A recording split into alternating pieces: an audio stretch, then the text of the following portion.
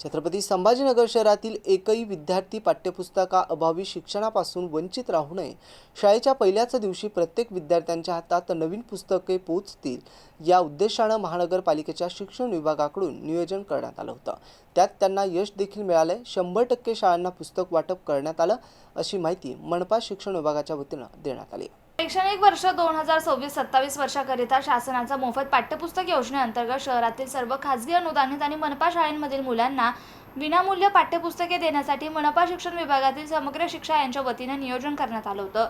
शहरातील सिडको N1 परिसरातील Saint Xavier शाळेमध्ये वितरण केंद्र उभारण्यात आलं होतं।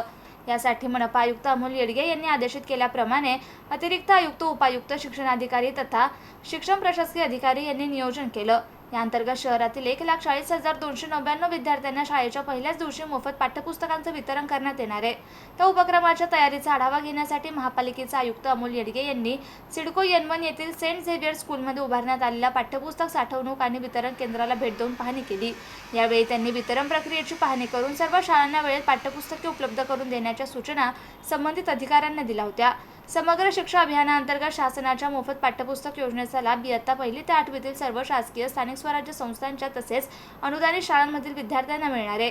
यासाठी महापालिकेने फेब्रुवारी 2026 मध्येच मागणी नोंदवून दूरदृष्टी दाखवली होती। त्यानुसार शहरातील 513 शाळांमधील विद्यार्थ्यांसाठी 8,39,052 पुस्तकांची मागणी करण्यात आली होती।